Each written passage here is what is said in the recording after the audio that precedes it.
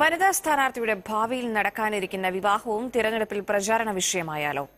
മലപ്പുറം ഇടവണ്ണയിലെ സ്ഥാനാർത്ഥി ഹംന അലി അക്ബറാണ് സ്വന്തം കല്യാണം ചർച്ചയായതോടെ വിവാഹം സംബന്ധിച്ച തന്റെ നിലപാട് വാർഡിലെ വോട്ടർമാരോട് തുറന്ന് വിശദീകരിക്കേണ്ടി വന്നത്. അപ്പോൾ LDFന്റെ സ്വതന്ത്ര സ്ഥാനാർത്ഥിയാണ്, ഹംന എന്നാണ് പേര്. അപ്പോൾ ഇപ്രാവശ്യം എന്തായാലും വോട്ട് ചെയ്യണം, നമുക്കൊരു മാറ്റം വേണ്ടേ.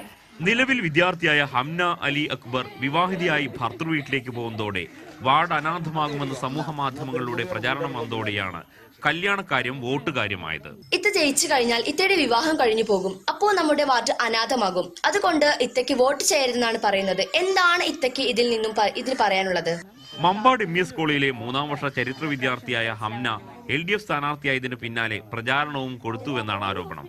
ഇതോടെ ഭാവിയിൽ നടക്കാനിരിക്കുന്ന കല്യാണത്തിലെ വരനെ സംബന്ധിച്ച് തന്റെ നിബന്ധനകൾ തുറന്നു പറയാൻ തീരുമാനിച്ചു.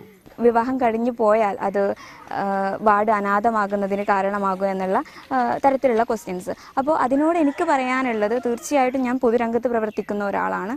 അപ്പോൾ തീർച്ചയായിട്ടും അത്തരത്തിൽ എന്നെ അംഗീകരിക്കുന്ന, അല്ലെങ്കിൽ എൻ്റെ പൊതുപ്രവർത്തനത്തെ അംഗീകരിക്കുന്ന, റെസ്പെക്ട് ചെയ്യുന്ന, വാല്യൂ ചെയ്യുന്ന ഒരാളെ ആയിരിക്കും തീർച്ചയായിട്ടും ഞാൻ തിരഞ്ഞെടുക്കുക. ചെയ്യൂലേ? വാർഡിലെ വികസനത്തെക്കാൾ സ്ഥാനാർത്ഥിയുടെ വിവാഹകാര്യം ചർച്ചയാക്കിയത് വോട്ടിനെ എങ്ങനെ സ്വാധീനിക്കുമെന്ന സംശയത്തിലാണ് മറ്റു സ്ഥാനാർത്ഥികൾ. ഭാവിയിൽ വാർഡ് അനാഥമാകുമെന്ന തരത്തിൽ നടന്ന ചർച്ചകളിൽ തനിക്ക് പറയാനുള്ളത് സമൂഹ മാധ്യമങ്ങൾക്കൊപ്പം ഭൂരിഭാഗം വോട്ടർമാരോടും നേരിട്ട് പറയാനുള്ള ശ്രമത്തിലാണ് സ്ഥാനാർത്ഥി ഹംന. മനോരമ ന്യൂസ്, മലപ്പുറം.